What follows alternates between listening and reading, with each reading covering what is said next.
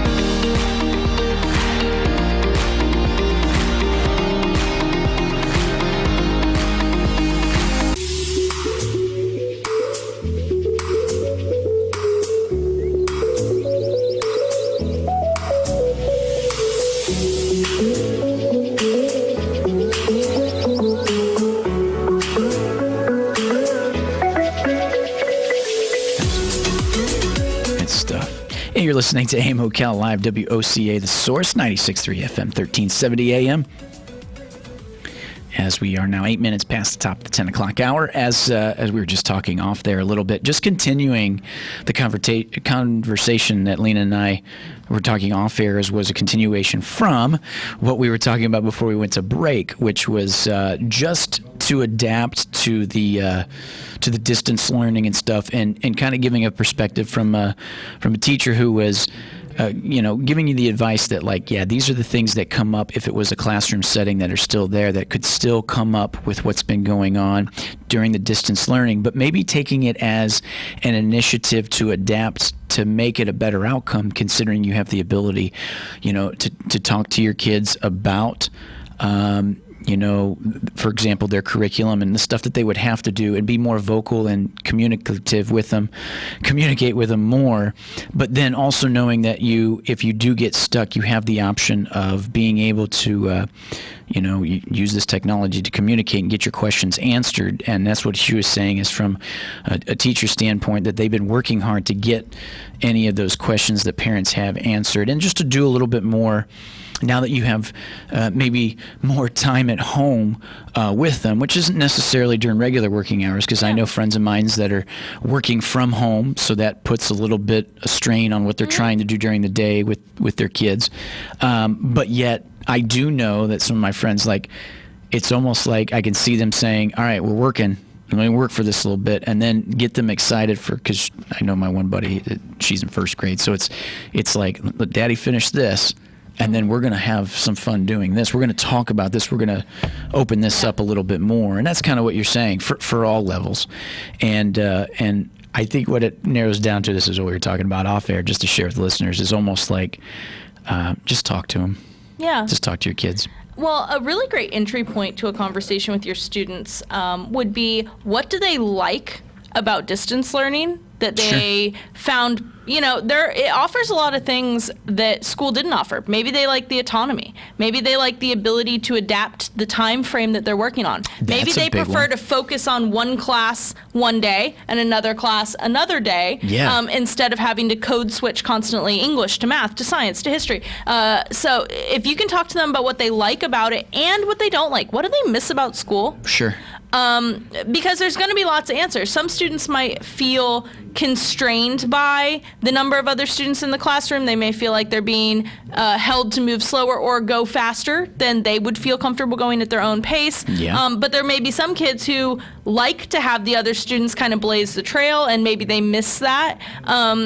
Some kids may miss the socialization. Some kids may find it a relief. This is an opportunity to really understand what your kid's experience is like at school. Because the absence of something is still a commentary on it. And so you need to be able to engage them in that dialogue. And from that, take that to your conversation with their teacher and say, this might be why they're struggling, or this might be something that is a strength. What can we do to amplify that? Right. And don't be afraid to just ask them to see the assignments that they're doing. Sure. And keep an open mind, because a teacher may have assigned something and you'll be like, what's this? Especially with some of the new way math is being done. I know that people are struggling with that and they're frustrated, but instead of judging the assignment, look at what you can make productive about the assignment. Is there something in here that you don't understand? Can your child teach you? Sure. Can your child have a dialogue with you about where they were at in school before this happened that could maybe give you some information, some background knowledge about the direction their learning is supposed to be going? Right. We said, kids, don't be afraid to Google it. Parents, don't be afraid to Google it. Yeah. If you're curious about, for example, the way this math works, it's a really great opportunity for you to get on YouTube and watch a video from the Khan Academy that explains how to do it. Yeah. Or for you to there's lots of really great apps. The Math Learning Center is a really great website. If you go on that website, Interesting. One of the things that I always struggled with when I was young was fractions. But I still do, by the way. Fractions is just engineering, kind of. So what you want to do is, the fractions app makes it visible for students, but there are ways that you can make it visible not on the computer too. If you have a Lego set, if you have these things, you can talk about, because fractions are a great way to access angles if you're looking at the way things visually represent, but they're also a great way to talk about proportion, and which is a great segue to talking about statistics. So there's a lot of... And with the statistics, as much as statistics have been about coronavirus, there you go. Well, but that's the thing, is you can link, sure right? Can. Sure so can. And when you link it, that's always the big issue, is finding a way that you've applied it. When you link it together, it's that real world connectivity. Building something together involves math. Yeah. So there are projects that can kind of bring these things home that teachers at school often can't do because of liability issues, but that you would be able to supervise your child adequately as you guys undertake these things. Cooking is another really great math exercise. Yeah, that is. As well as being a science exercise. And that's, again, one of those applied things. It's almost like if you get the opportunity, I think about it, I took a cooking class in high school or whatever, but then I realized later that, if the subject chemistry was really brought up to me more so in the idea of cooking, because if I take a raw egg and I'm going to make scrambled eggs, I have changed the chemistry and the consistency of everything when that egg is done and cooked. Then it gives you some of that, like you said, that real world connectivity to see how adaptions change, and then you can start asking and linking those questions into why it became this and why it's that and why number here. And I think that's awesome, because you touched on a good one too. I want to go back to this one, is when you mentioned even the amount of time spent on a subject now, or them waking up to do a subject, or just when they go to work on their distance learning. You know, we talk about with getting into the college curriculum, how they have offered online courses and stuff. That's a big thing that's come within the last 10, 15 years. So that way you can work and then adapt yourself to the schoolwork and stuff. Here's an opportunity. You almost get an opportunity if you communicate with your kid about, if them as a student, how they feel about that. Hey, how is it that you can have a bowl of cereal, roll around with some cartoons, and then by about 11, you start hitting it because you feel a little bit more awake, and there's an opportunity to get excited about it. And by 4 o'clock, you take a break, and you know you're going to have your kid come back and hit it at 6. They're starting to adapt themselves to what it could be like later when they actually join the workforce and still pursue an education. Yeah. There's some really good stuff in this, and I don't think anybody's really brought the conversation out like we have yet for it. I think because there's always, and just like everything, you know as well as I do, everything kind of gets political in a way. You either agree with it or you disagree with it. And, you know, we had Marion County Public Schools superintendent and PR in last week to talk a lot about it. And, you know, it's there because they see it as they're doing something good or having the opportunity for it.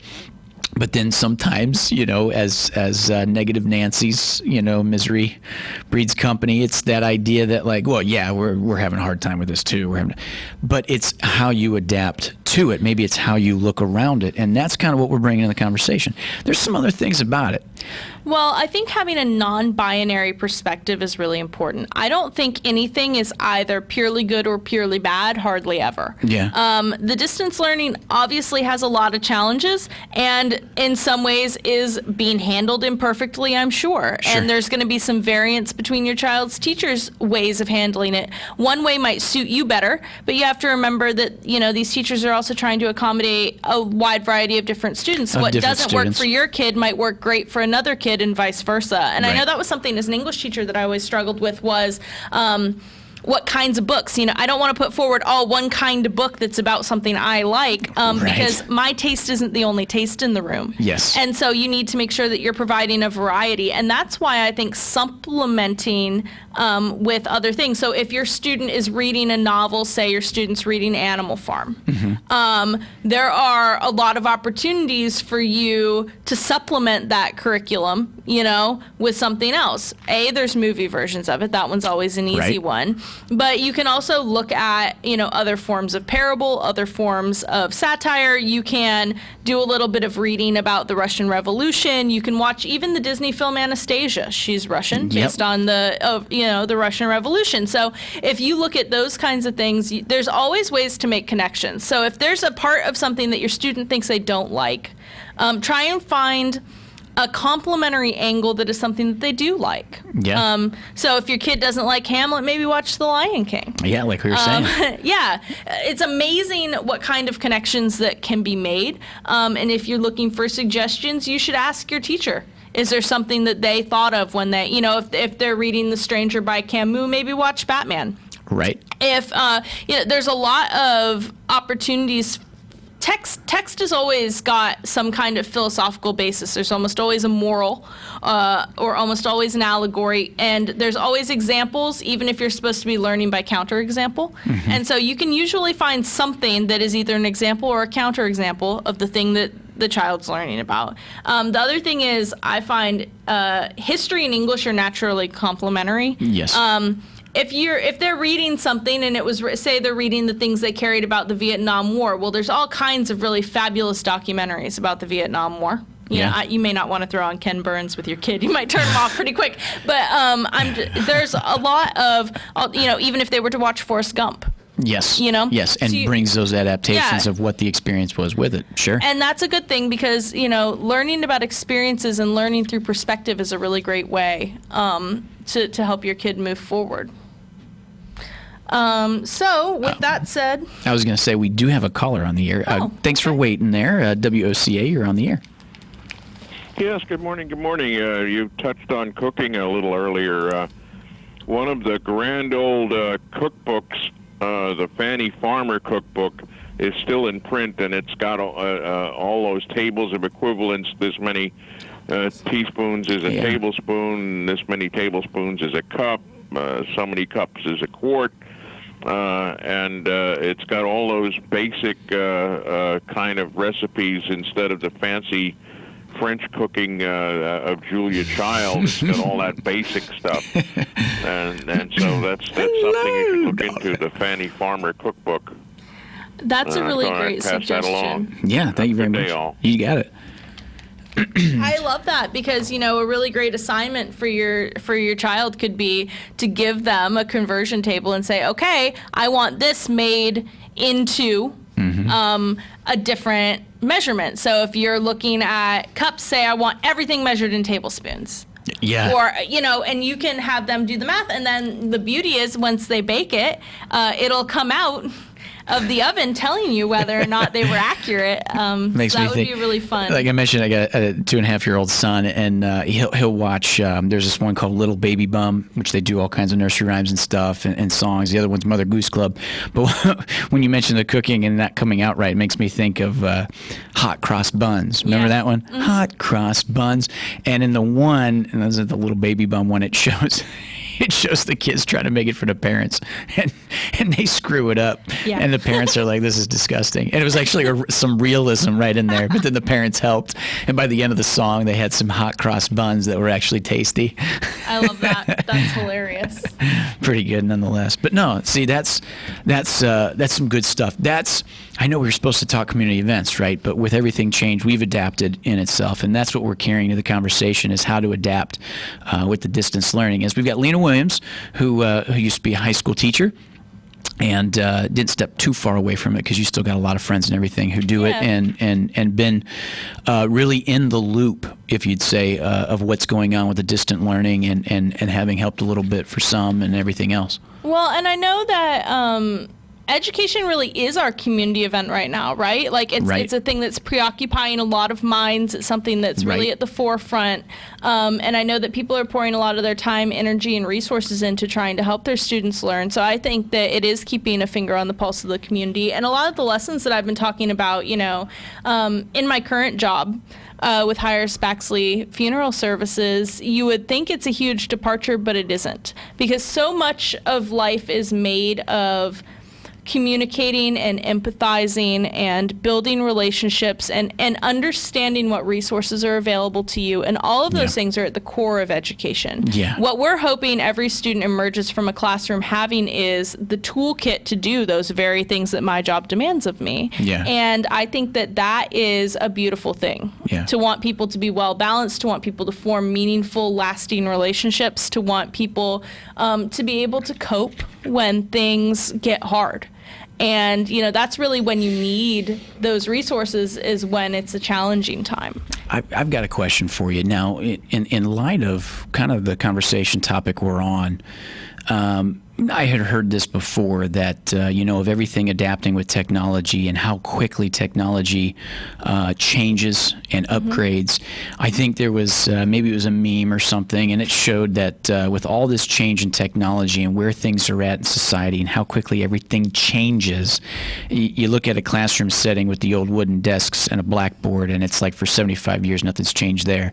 We know that that's a broad statement because I'm sure you can vouch for some things that have definitely changed over the years. But I'm going to say this, with something like the coronavirus COVID-19 pandemic, could this really be a beginning change for the way education and the process of education really goes from this point on?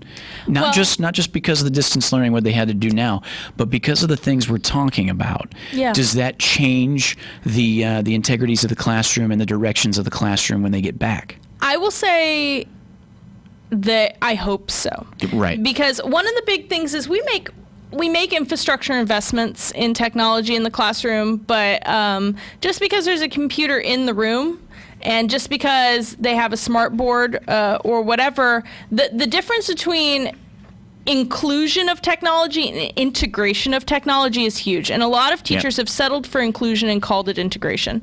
And a lot of districts are willing to celebrate inclusion as though it was integration, and it's not true. Sure. Because I'll say probably because it's very difficult to make that leap.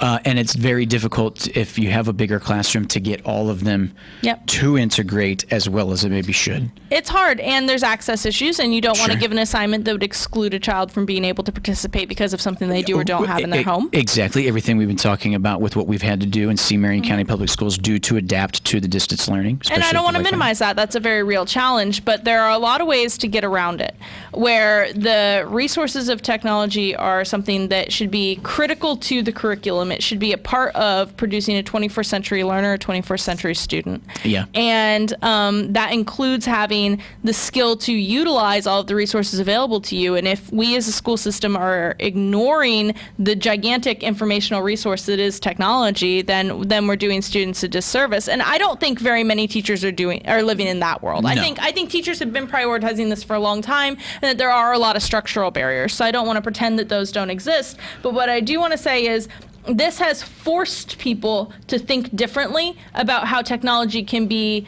key instead of auxiliary. Sure. And so you don't want, to treat your computer as an ancillary item in the classroom. Your computer is really a key component of how things should be not just learned, but submitted and thought. It's all these other skills. Yeah. That's truly what you mean by the integration of it. Not just like, it's a tool that we have over there on the wall that we could use when we need to get to this. It's like, no, this is part of it. This is almost like you said, the integration of it. This is why it examples that way. Yeah. Well, I also think that gaming is an underutilized educational resource, and it's something that parents could really embrace a little bit more. I know there's this idea of, limiting your child's screen time, limiting their video game use and stuff like that. And there are better and worse types of gaming, obviously, but there are a lot. Yeah, there is a difference between Call of Duty and Disney's Cars Match game on the tablet. There's a lot of educational gaming sites available to you. I mentioned the Math Learning Center, which is a really good one, but Legends of Learning is a really great science resource. They have a lot of different games that are interactive and immersive. And what I like about them is they insist upon problem solving. I mean, people talk about Call of Duty and they'll denigrate it, kind of. They'll say, but Call of Duty is at its core a problem solving game. It really is. And matter of fact, it's funny because one of our favorite shows is The Office, and I think they even utilized it in a company coming together kind of retreat idea. Is like for 5 minutes they're going to play it because it's a team building exercise, because there's values in what they're trying to do for the problem solving outcome. Yeah. You have to be adaptable. You have to make use of available resources. You have to be strategic in your resource use, in your positioning. You have to be thinking in macro level terms of what the entire playing field looks like, but also be able to zoom down to your micro level interactions. It is sophisticated skill set. Now, but as with anything, you don't want to be too heavy on one skill and not on others. So, having your child disperse their gaming throughout doing things that are also world building, like The Sims, is a really great opportunity. Legends of Learning has all these cool science games that you can play that have to do with biodiversity and ecosystems, building sustainable ecosystems, and they're fun. But they're also challenging, and they also integrate science concepts, which is really cool. iCivics is another great website. It's government and economics kind of like ideas, and it's a really good one because one of the things that we want our students to graduate as is functional citizens, and citizenship is something that is not discussed all that much, and citizenship has a lot to do with your interaction with the government, what your rights and expectations are for the government. And so I love the iCivics gaming website because they have a variety of different things. You can be a Supreme Court justice, you can learn how the Electoral College works and run a campaign for president. You can do all kinds of different things, and it's a really cool platform to kind of make it fun while you're learning and experimenting with. It gives you an appreciation for the difficulty. Yeah, that's good stuff. Now, as we're coming to the bottom of the 10 o'clock hour here, we kind of just steamrolled with the conversation of it for the half hour, which I think is great. Like I said, we've been talking Lena Williams here, as we have her from Hyers Baxley, who used to teach high school here as a teacher, and it's fascinating because we've been talking about the concepts, the trials and tribulations that could come with the distance learning. and everything that, our county's public schools have been doing to operate the opportunities to still give kids education through this tumultuous time.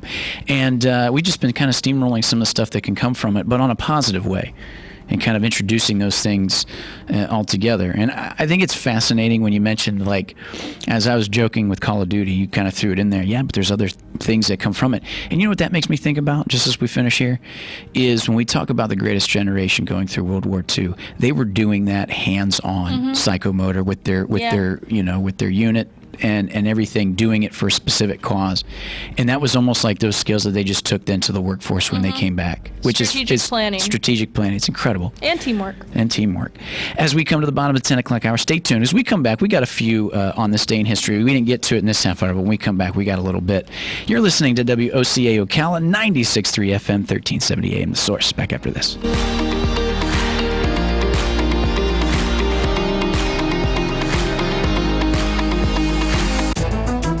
We are proud to announce the Conservative Watch Hour. Fox News, I'm Chris Foster. More money is available starting today for small businesses affected by the coronavirus outbreak. Treasury Secretary Steven Mnuchin told Fox News Sunday he expects a strong rebound this summer. We are putting in an unprecedented amount of fiscal relief into the economy. You're seeing trillions of dollars that's making its way into the economy, and I think this is going to have a significant impact. Mnuchin says he hopes the loans move quickly so that more jobs can be saved. Fox's Rachel Sutherland.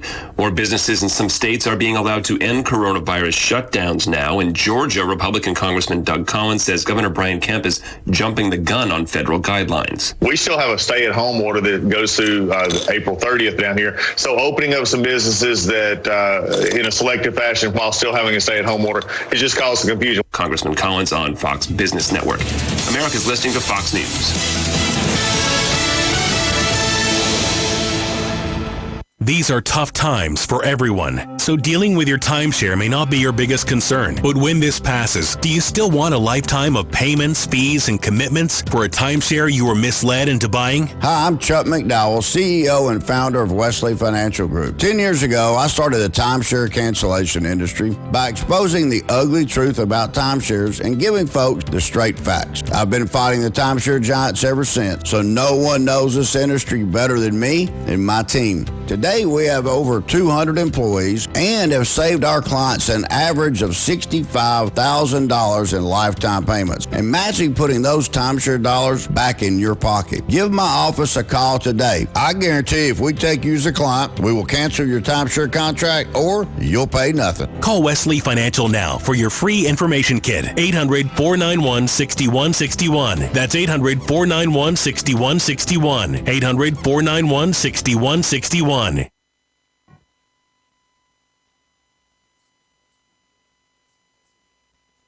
Broadcasting from the Paddock Mall Studios, this is WOCA, Ocala, Gainesville, The Villages, 1370 AM, 96.3 FM, The Source. Gene Powell Pasture Mowing, 352-629-2440. In addition to our pasture mowing and tractor services, including zero-turn mowers for your fence line finish, we also offer rototilling and fence row spraying. We are family-owned and operated, licensed and insured, and farm-ready. Powell Gene, Gene, at yahoo.com, 352-629-2440. Gene Powell Pasture Mowing, 352-629-2440. Gene is a proud United States veteran. My fellow conservatives, please stay safe during this COVID-19 crisis. I'm Ryan Chamberlain, candidate for Congress. Here's my plan to protect us from future pandemics. First, stop doing business with communist China. Second, let's replenish our emergency medical stockpile and then pay off the national debt to keep our dollar strong. And finally, let's build the wall. I'm Ryan Chamberlain, and I approve this message. Now let's fire Nancy Pelosi and put America first. Paid for by Ryan Chamberlain for Congress, District 3. How would you like to become more competitive, effective, and profitable in difficult times? For most of us, the answer is obviously yes. Wednesday morning at 9:05, Greg Kowalik, president of Rapid Development Solutions, will be Adam's guest to tell us how Rapid Development Solutions has helped Fortune 100 customers do just that through the application of innovative technology. It's software for the modern age. Again, that's Wednesday at 9:05 a.m. News you can use from The Source, WOCA 1370 AM and 96.3 FM. Career Source, Citrus, Levy, Marion brings together business and community partners, economic development leaders, and educational providers to connect employers with qualified, skilled talent and job seekers with employment and career development opportunities. Tune in the third Wednesday of each month at 9:30 a.m. to Career Source, Citrus, Levy, Marion, and learn how they can help you. Pals Ocala Auto Repair fixes all makes and models. Pals makes sure that your vehicle's engine, mechanical, and electrical components are healthy at all times. Pals team would much rather see you drive to their shop for a full checkup than be towed in for a complex repair. Give Pals a call today to schedule your next service appointment. 352-414-2984. What? A nationwide warranty, 36 months or 36,000 miles, whichever comes first? Pals looks forward to servicing you and servicing your vehicle. 352-414-2984. A full day of sunshine today, high 80 to 84. Tonight, clear to partly cloudy, low 56 to 65. For tomorrow, a partly sunny day with a Tuesday high 82 to 84. Tomorrow night, mainly clear, low 59 to 63. Partial sunshine Wednesday, high 87 to 91. From the Florida Weather Center, I'm Kevin Snyder. WOCA. We are proud to announce the Conservative Watch Hour on WOCA 96.3 FM and 1370 AM every Friday at 11 a.m. Hosted by Annie Marie Delgado, President of Trump Team 2020 Florida, and her co-host Ann Vandersteel with SteelTruth.com. We are serving a higher level of excellence, and we are the only program of this type in this market. Don't miss your weekly dose of conservative talk radio. WOCA 11 a.m. Fridays, 96.3 and 1370 a.m. Hi, this is JP from Penn Flooring here in Ocala. I would like to invite you to come in and visit our spacious showroom where we have solutions for every style and budget. From wall-to-wall carpet to hardwood floors and tiles, we have an unsurpassed selection of flooring. At Penn Flooring, we've provided quality customer service with a family touch for over 25 years. Visit our website at pennflooring.com or come by our showroom, 1201 Southwest 17th Street, just over the bridge. Penn Flooring, quality customer service with a family touch. Hi, this is Brittany from Mike Scott Plumbing. I wanted to take a moment to let you know that during these tough times, Mike Scott Plumbing is still here, ready to help you in every way we can. We know life doesn't just stop, and when it breaks, we know your plumbing doesn't just magically start working again. Mike Scott Plumbing is taking every precaution to ensure your safety by following and exceeding all the guidelines set forth by the CDC for COVID-19, as well as local districts. As an essential business, we are operating at full capacity to ensure we get your problem solved day, night, or weekends. We're all in this together. We hope you are all staying safe during these trying times. And remember, if water runs through it, we do it. 866-314-4443. Call day or night. That number again is 866-314-4443. Mike Scott Plumbing.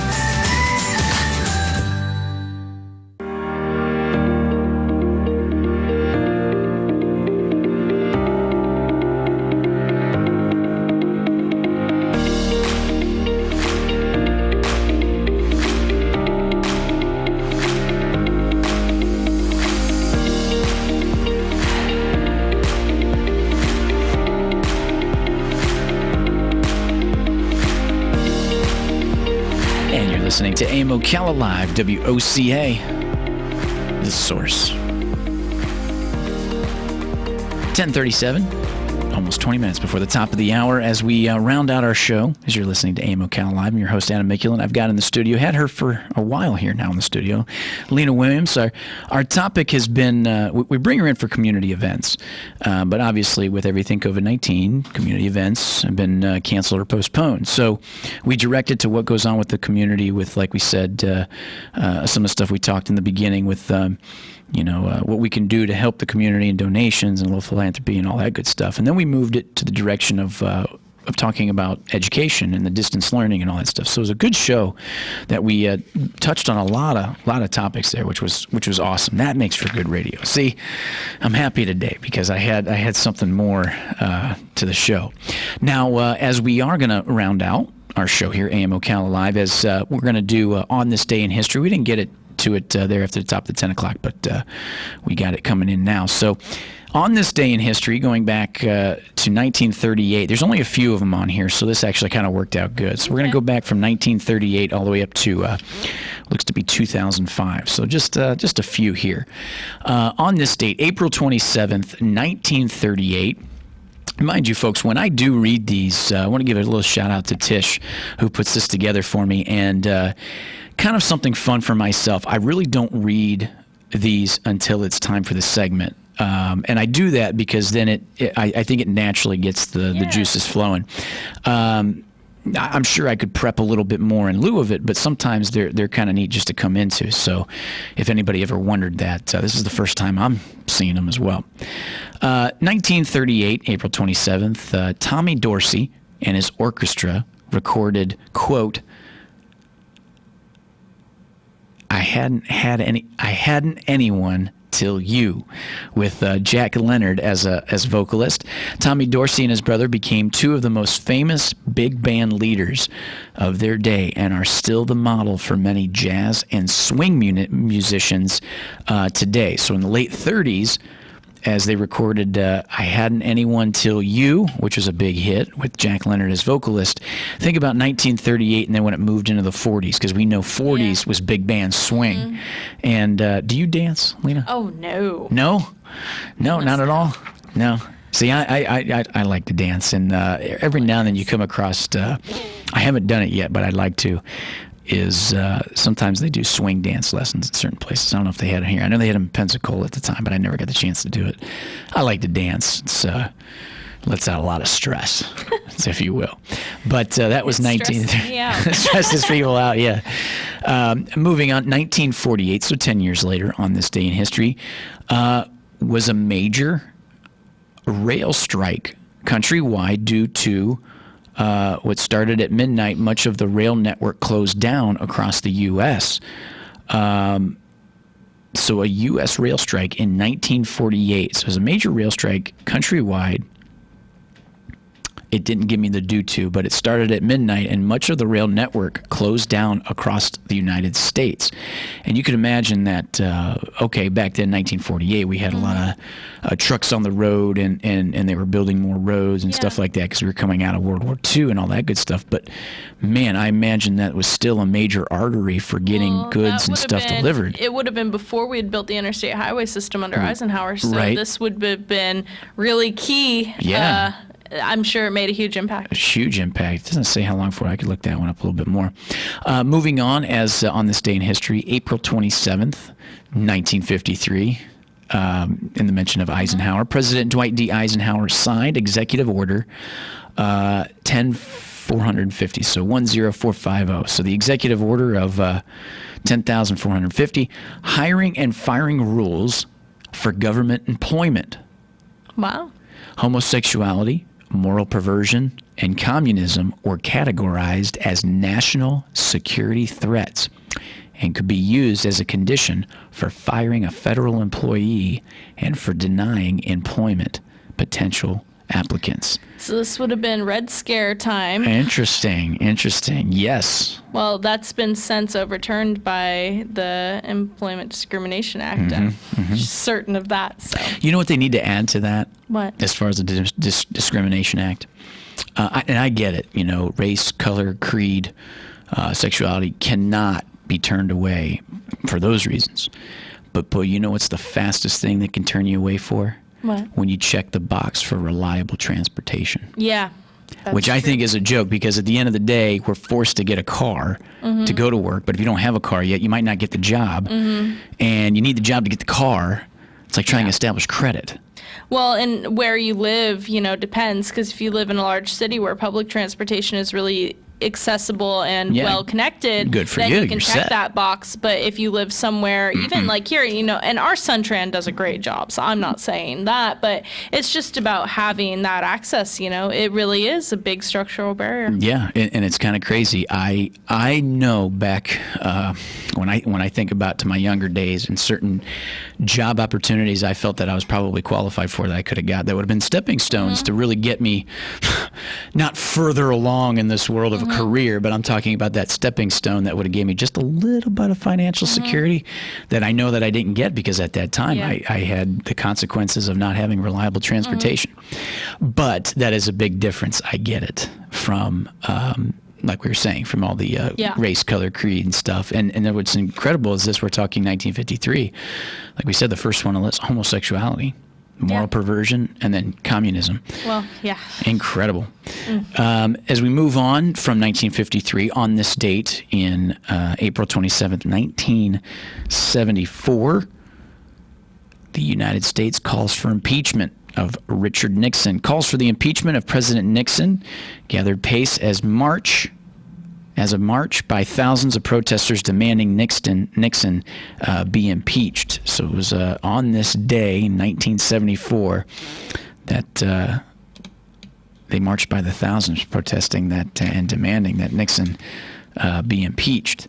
And do you feel, some people argue that around that time was this disingenuine idea of government. Like at that moment is when everything changed in lieu of what we could see and say, and that's why people use the word now, government, like it's a big old swinging. Nixon, I think, really was an thing. important turning point because I think he really publicly demonstrated the capacity for leadership to lie.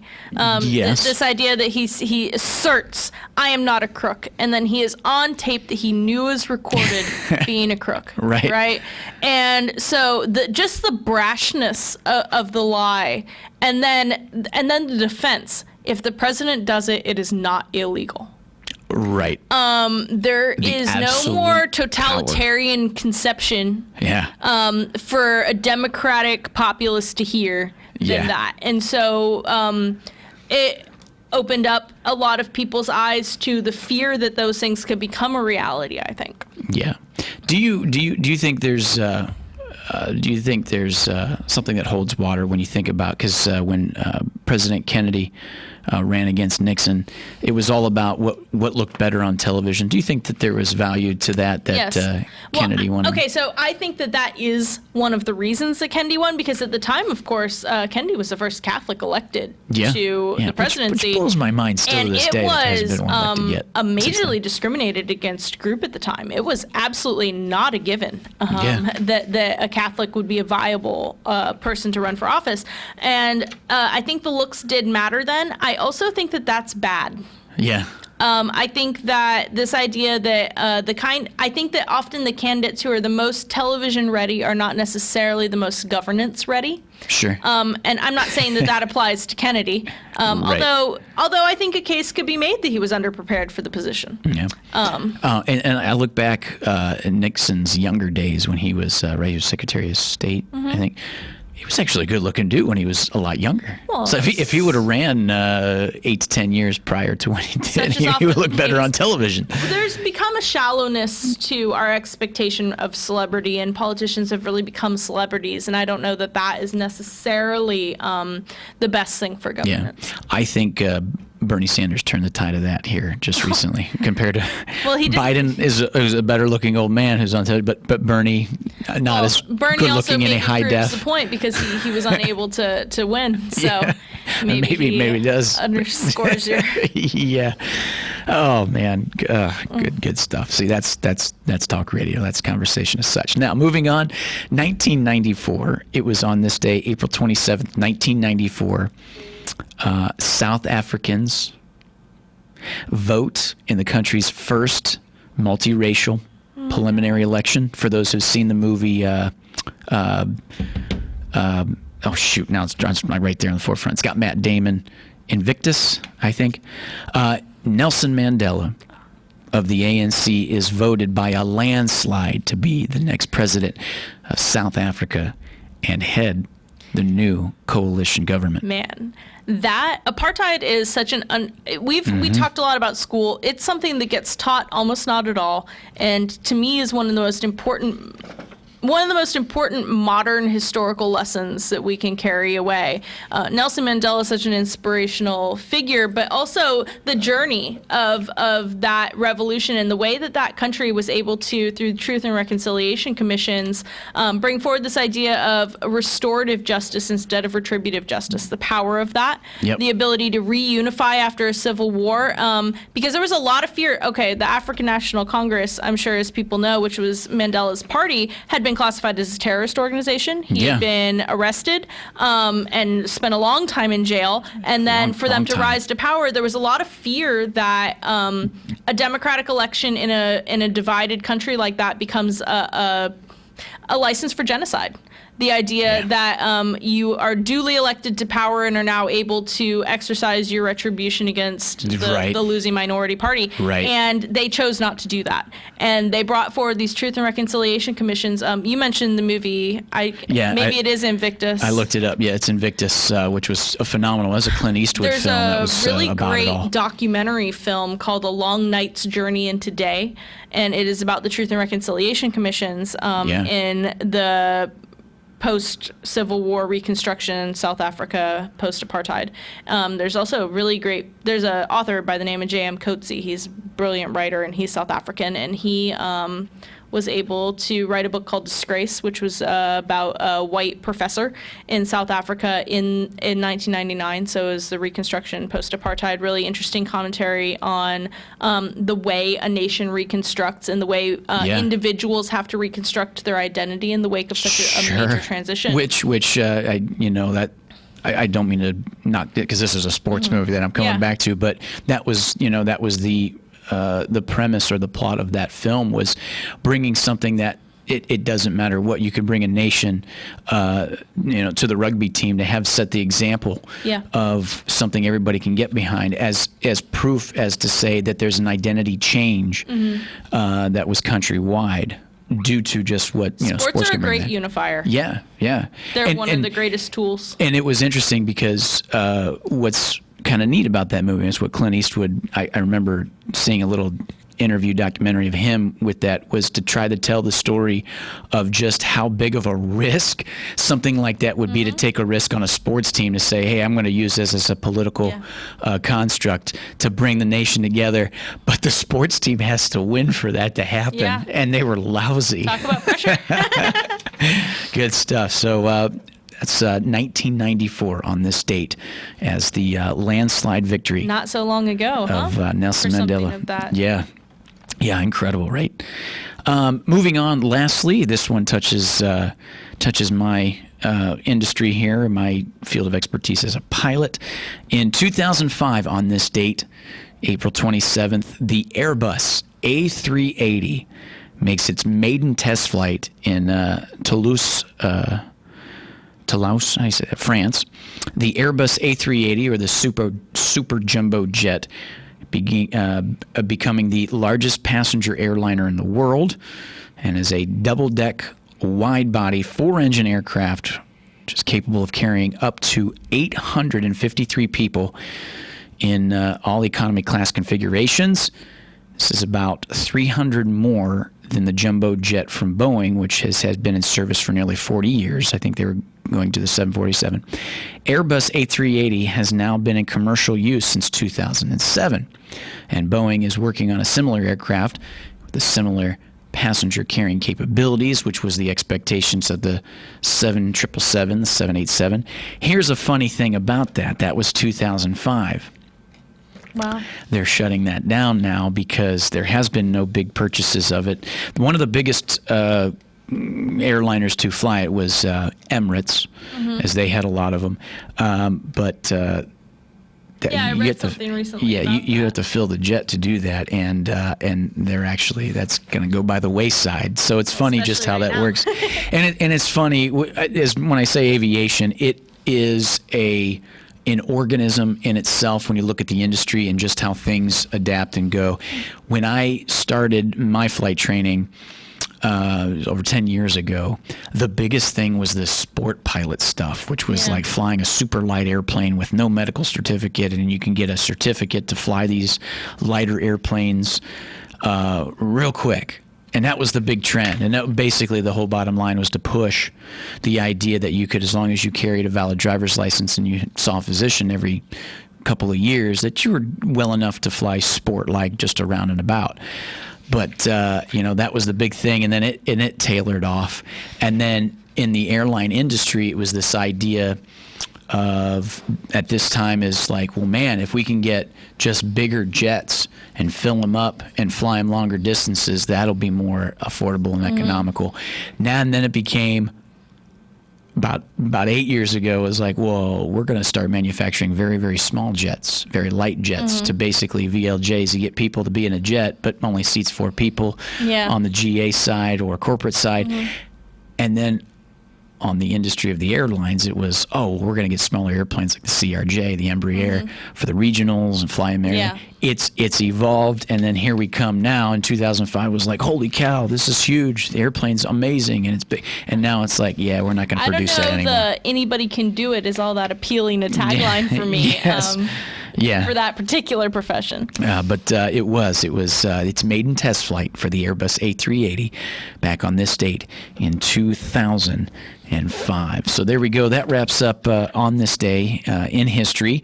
And just a little shout out to a birthday. We always mention some of the celebrity birthdays. This is a good one. You'll like this one. It was born on this day, April 27th. Ulysses S. Grant. Oh, wow. Born in Point Pleasant, Ohio, another president to come from Ohio. There's been quite a few that have come from Ohio.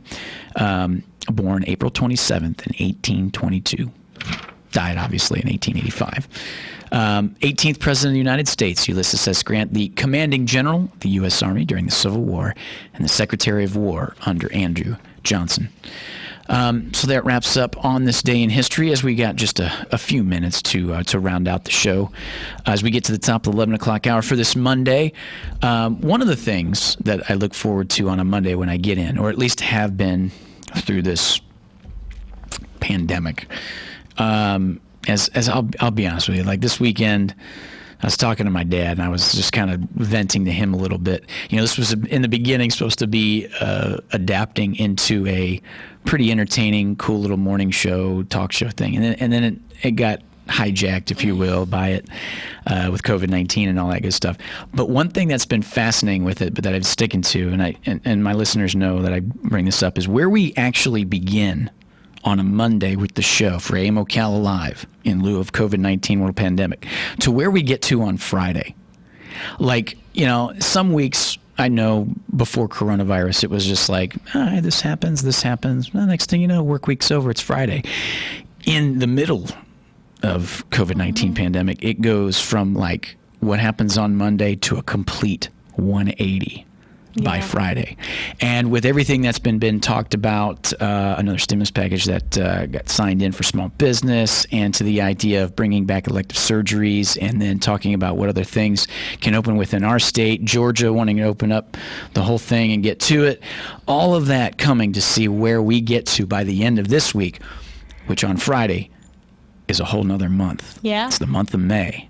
So it's going to be interesting. I'd like to think that we are coming out of this in a sense, but as I say that, we all look forward to it, and we all look to getting back to some normalcy, so to speak. Take everything with a grain of salt, and work with the personal responsibility to do what you need to do to continue to cough into your elbow and wash your hands and all that good stuff. But I think I'm excited for Friday, because I think that's the beginning of getting back to, no matter how long it'll take. I'm not saying it's going to be May 2nd we're back to normal. What's opening back up? Do you know? I haven't been following. Not that I know of anything in specifically yet, but I think the conversation is getting harder about what will eventually open up and stuff like that. So I think it's a little optimistic to say, hey, when we get to another month, and the month of May now with the cusps of summer and all that on the horizon, and mind you too, it gives us maybe a little bit of breath of fresh air before we get to June 1st, which is hurricane season, which they've already doomsdays that with the active expectations of hurricane season. But it's going to be interesting to see where we are at right now for AM Ocala Live to see where we end up with information on Friday. I'm excited. It's good stuff. But with that note, we come to the top of the 11 o'clock hour. My thanks to Joe, to Lena for staying with us to talk some good stuff and everything else. And for AM Ocala Live, stay with us for tomorrow. Tomorrow we're going to have a good show. It's Tuesday. Everybody looks forward to Tuesday. You know, we've got In the Garden with Carol Ann. Oh, fun. We'll be talking a little bit about that. Matt Gibbs, Sunrise Automotive, and some other good stuff. Yeah. Thank you guys for listening. AM Ocala Live. And until tomorrow, I'm your host, Adam. Goodbye.